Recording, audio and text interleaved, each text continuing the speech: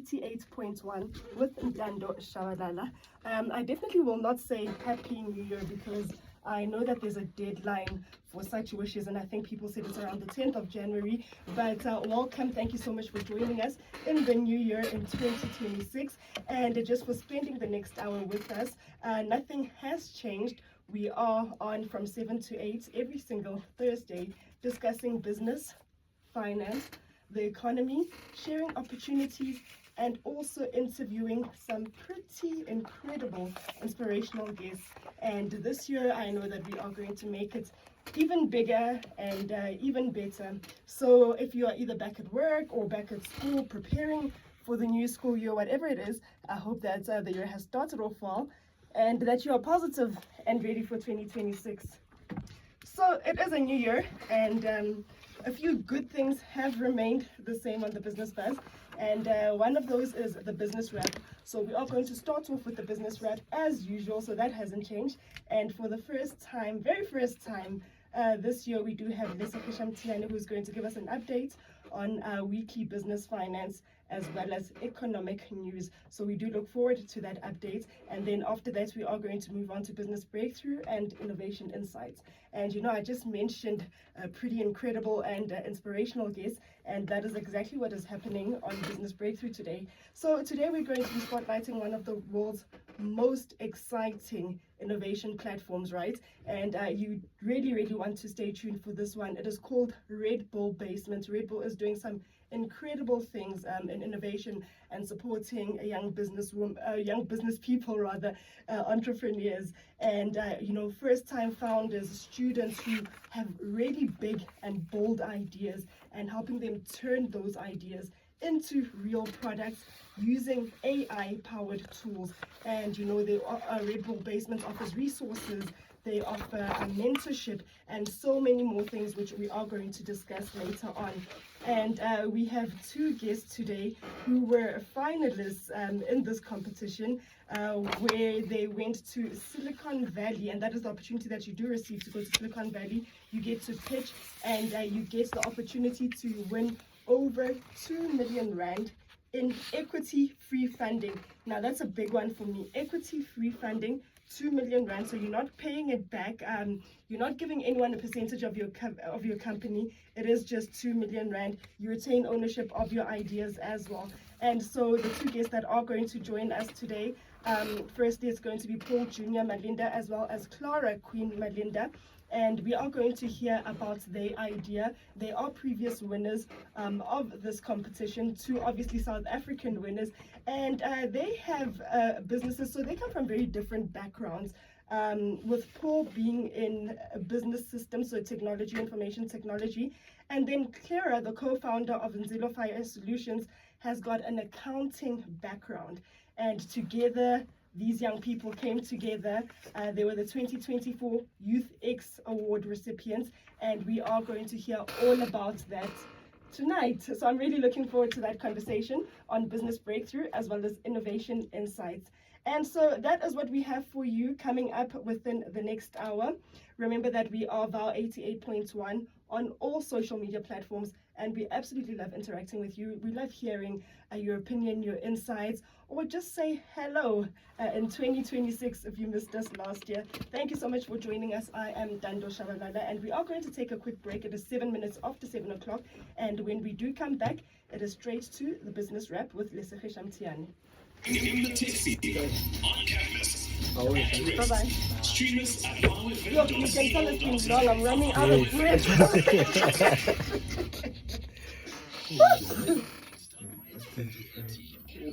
I forgot how cold it can be in here. I don't come with Oh, yeah. It's mommy, I'm dressed like summertime, but anyways. Okay, let me get your I can have the headset, please. notes, So I need to Mr. make sure Kelly. it's Alright, cool. consistent. Yeah, no, I'm good.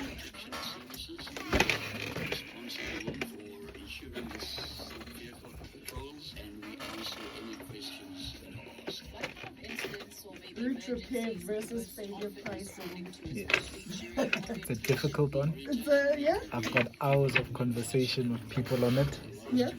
but I thought it has to be done because it's so key to so much I mean, of what informs everything that we do in That we do, finance. yeah. So I thought, let's launch the year like that. It's and more of then, like also I saw like it's more of also a moral conversation and not just yeah. It's Got you. foundations. It's Yeah. let's get to the root of things.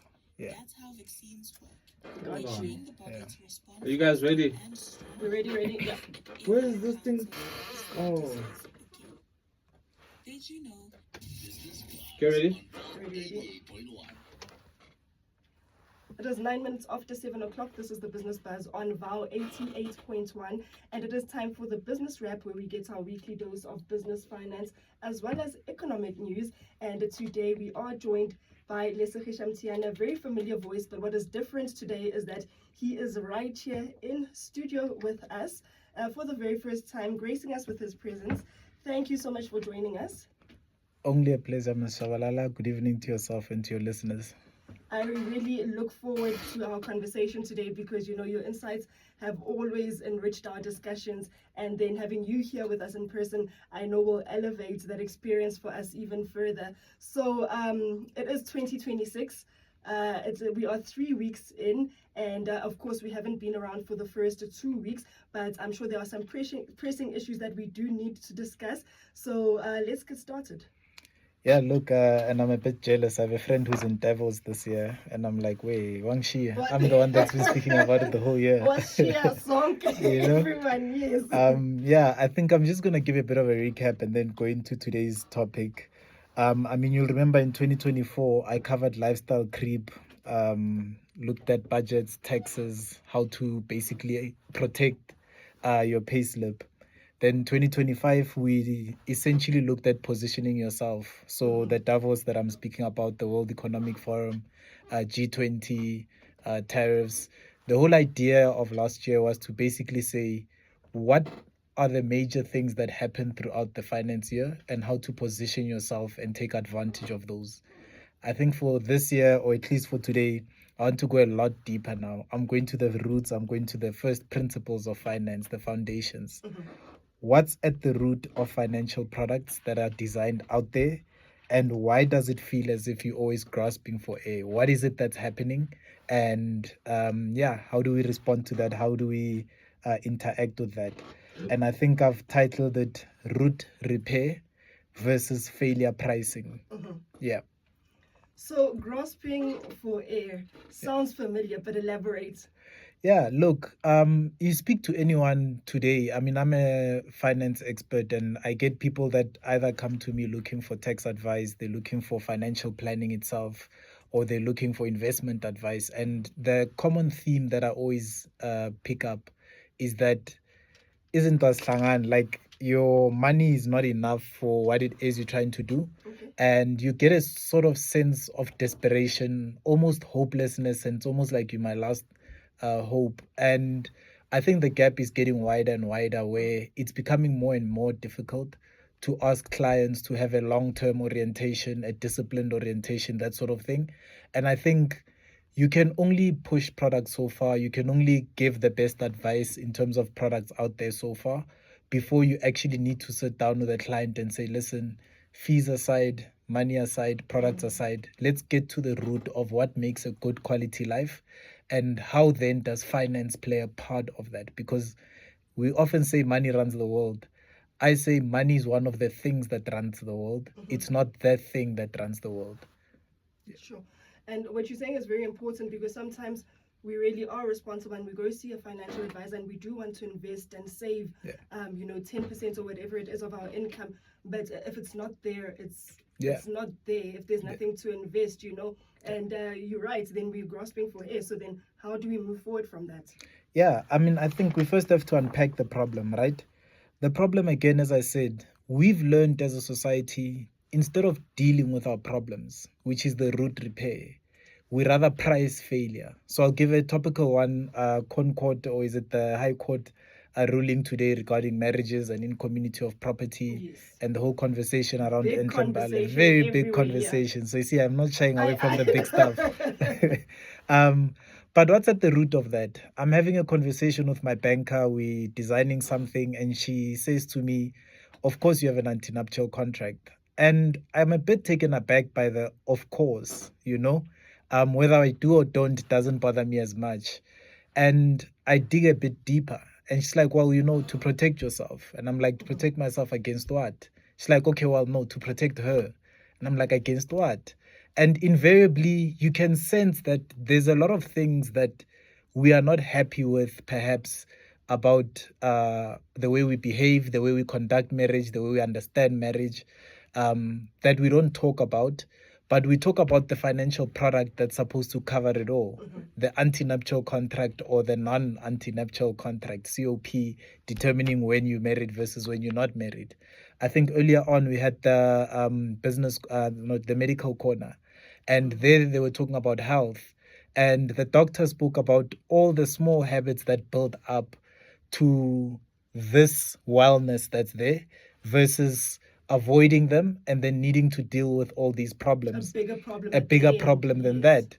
It's the same with matric results as well. There are all these build-ups that add up to the final stage of what it is that we want as a society. But instead of working with all the roots and the underlying problems, we essentially just get a product that can cover that. Car maintenance, for example. When you buy a car and the first thing that you ask, does it have a maintenance plan? Why? At the root of it, it's the acceptance that you're going to fail at maintaining it. When you come for service, you've accepted that VW Goldwagen is going to cost you, and shame, they're not paying for advertising. They're going to cost you an arm and a leg, and we've accepted that as society. And then we now look to finance and financial products to cover that failure. So we've learned to price failure instead of to deal with the roots and actually fix things in society. So you call it pricing failure, which I agree with, but for me it's also just a safety net. For example, insurance. It's not just because you think you are a bad driver and something is going to happen. It could be, somebody else's fault. And, I'm getting insurance no matter what anyone says. So what do you say, with regards to things like that? Because that's something that you can't really build small habits towards. Yeah. So tell me, when last did your insurer give you a call and ask you to check your tires or to go for an advanced driving course, for example? I mean, never. Never, exactly. And I agree with you, and I'm on the same page. All of these items are supposed to be safety nets. So I'm not advocating for let's remove the products. Of course. I'm not advocating for these are bad products. I'm advocating for, if we're a society that leads conversations with the safety net and not with the foundations of what is supposed to make you a good driver, keep you healthy, make families stay together, then we're having the wrong conversation. What should be coming out of some of these conversations should be things like, when last did you change your tires? Not did you get a maintenance plan? Your gear shifts. I know when I was learning to drive many, many moons ago, I used to struggle putting my car in gear 3 and gear 4. I wasn't sure what tells me to do that, right? Nobody has ever had the conversation, this is what you listen for, this is what you feel for. What they went for was, do you have a maintenance plan? Why? Because everybody knows after 3 years, after 5 years, you need to do a gearbox service or a gearbox change.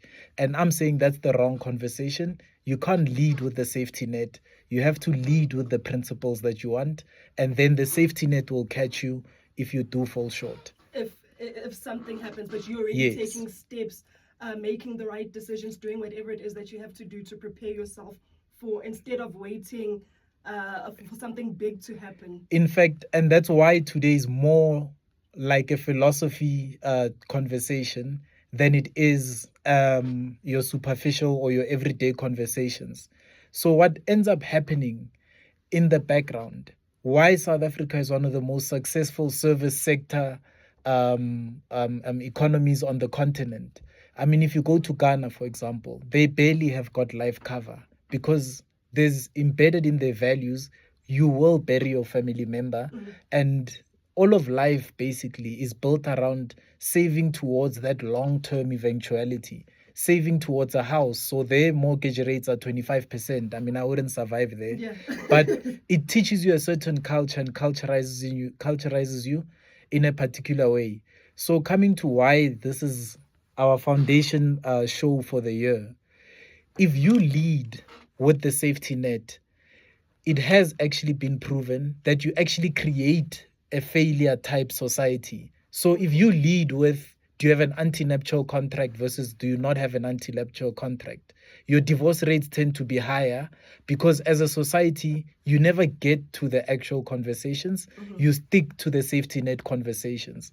The car breaks more often, the body deteriorates, the health deteriorates, the school marks go lower and lower.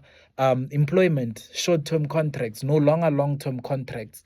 Whereas we used to have mentorships, apprenticeships, on-the-job training, those sort of things. So if you lead with the safety net, you actually pull society towards the safety net, and you have a society that keeps failing, and it's failing because the finance industry is incentivized to catch that failure with the products that they've got. So what I'm hearing from you, and it reminds me of a quote that says that an ounce of prevention is worth a pound of cure. Absolutely. Right? Is that what Spot you're saying? on. Bottom line. Listen, worth my trip here.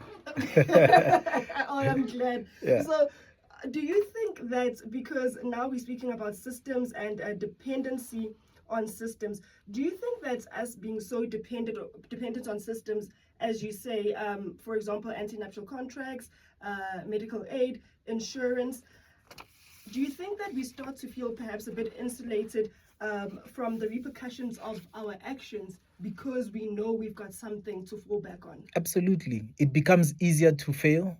It becomes easier to accept failure. And you would think that's a good thing because all the motivational speakers will say fail fast, fail forward, that sort of thing. That's where you need to start. You need to fail first. Yes. And yes. But we end up forgetting what's the point of it all. So, for example, as a society, we then don't set long-term goals. We then don't set solid principles in society. We don't maintain stuff anymore. We let things go instead of actually building things. So absolutely. And why is this the foundation of our show today, beginning of the year? Why did you want to start with this? How is it going to affect us financially, our businesses, our financial planning? Why are we starting with the root cause? If I knew, I actually would be so well off. But I think it was inspiration. I think every year I keep thinking, how can I add value versus just make noise on radio? And I think the one thing that hit me was I know a deeper answer to why, for example, lifestyle creep happened. I know a deeper answer to why it was important that I teach you how to, for example, navigate major world conferences, the G20, the World Economic Forum, that sort of thing. So I think for this year, I feel as if I've gone, I can't improve beyond this. And it felt as if, whatever else we're going to talk about, it's always going to come back to the underlying design behind the financial products that we have. It is a finance show, it is a business show.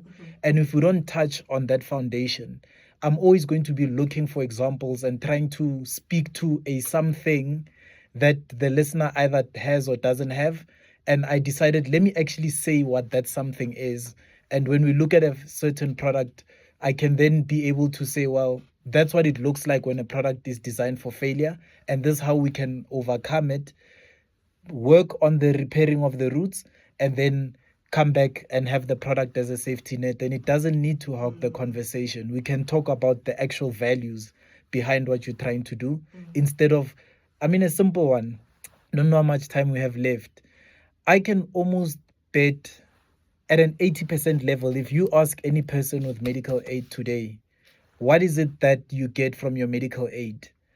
We almost name 2 or 3 things. Yeah. It's your ability to get medication when you go to the clinic. It's the hospitalization. And then the third one, we always know that whether it's a doctor network or not a doctor network. Outside of that, we don't know. But if you download your medical aid's benefit brochure, it's got so many things on there that you're paying for, that you're getting. But the reason we never talk about them is because we don't understand them. So as a result of that, we end up jumping from medical aid to medical aid based on one thing. Can I afford it? And once you can afford it, you almost accept that if I can get medication when I go to the pharmacy and I can get hospitalized without paying a huge co-payment, then whatever else I'm getting or not getting, it basically should just sort itself out in the background. So that's just an example of, should we ever talk about medical aids during the year and I get tongue-tied, I may miss the actual difference between Bonitas and Discovery or Gems or you name it, but you would be able to understand, wait a minute, this is health, and if this is health and this is the financial products that we have, has it been priced for failure or is it repairing my type of behavior? I love Vitality, for example, because it was incentivizing people to actually work on the roots of what causes health issues. Unfortunately, it's also now so pricey itself that people end up having to make a trade-off between being on Vitality or paying for the medical aid and basically just hoping that when they fall sick, it's going to catch on. Yeah, so that's the thinking behind that. And that's even a real practical example of how it actually plays itself out if we're having a conversation around which medical aid to choose and the way to actually have that sort of conversation. You get to the root of what is the actual need that you're trying to cover, which is your health. And then you come back up to the surface and you say, this product that I'm about to get, does it make sense for the need that I'm trying to address? And if you can understand that, that product is most likely not priced for failure. And if you can't understand that, chances are there's a lot of complexity, and that complexity is betting on you failing instead of it trying to help you achieve the outcome that you're going for. What a wake-up call firstly, but I love your point of view. I would have never thought of it that way. I mean, something interesting that I found, and Lisa Fisher has said that a society that over-indexes insurance believes that people will be reckless. I mean, you've never thought of it that way. As I said, you know, you think of insurance as a safety net. Over-indexes legal protection, believes relationships will fail. 100%. And that's what it is. And then a society that over-indexes compliance believes ethics cannot be trusted. I mean, take away the 50-50 characteristic of an anti-nuptial contract. Most people today can't sit down with you and give you the benefits of an anti-nuptial contract beyond 50-50. So basically, it's a tool that has been designed because legally we over-indexing, we're betting on relationships failing, and we're not trying to understand, but what else does this contract do?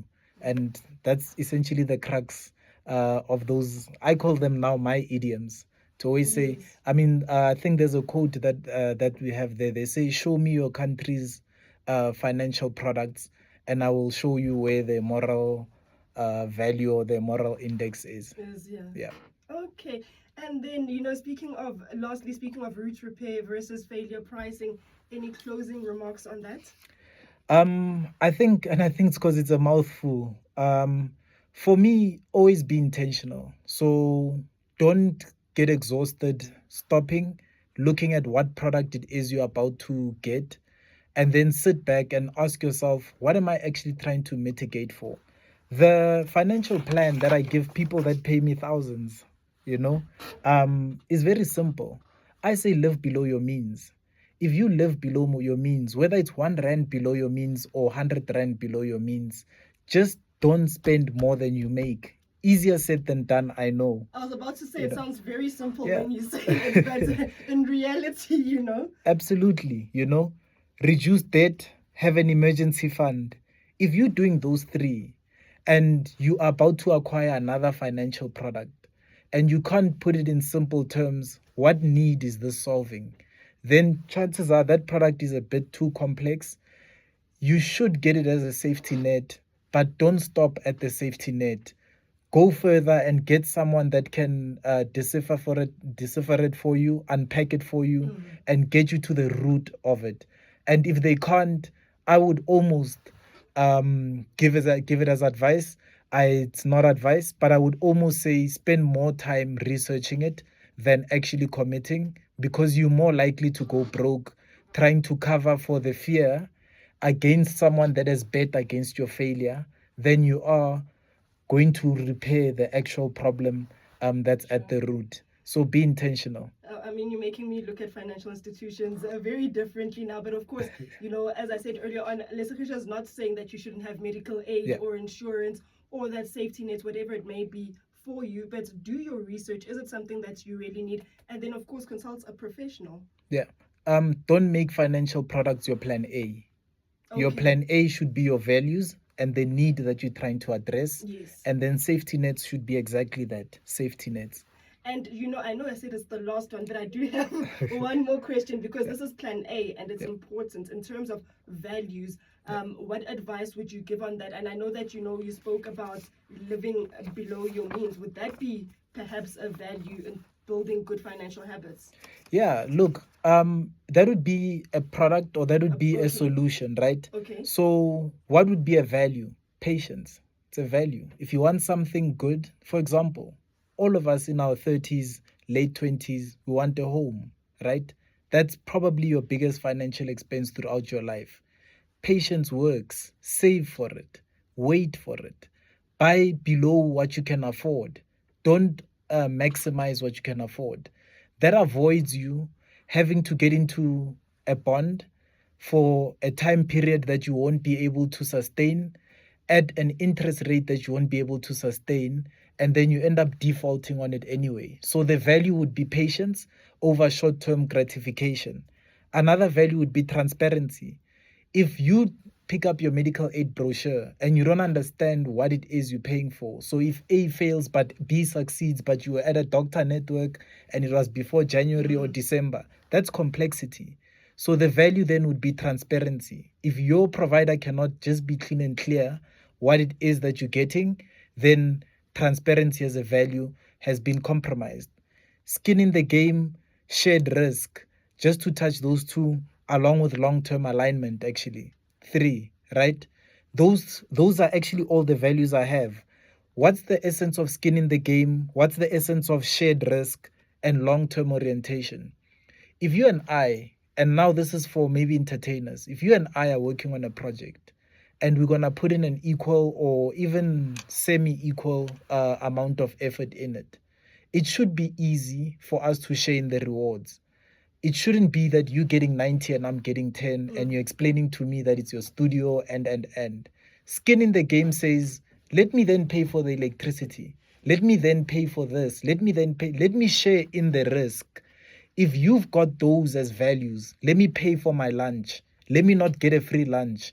Let me participate in the investment and the risk reward relationship of this particular product. Then those are core values that will stand you the test of time. Thank you so much for this conversation. I like that we started off the year the right way. I mean, you made a good call there, speaking about morals and values as plan A, and then financial products as, plan B, after you've sorted everything else that you need to sort out ethically, morally. I mean, you gave us quite a lesson there, but thank you so much for that conversation, dealing with the root cause and instead of just, waiting for the consequences to happen. So that is how we end the business wrap today. Great conversation with Lesakisha Mtiane. Thank you so much for coming to studio today. I hope we'll see you soon.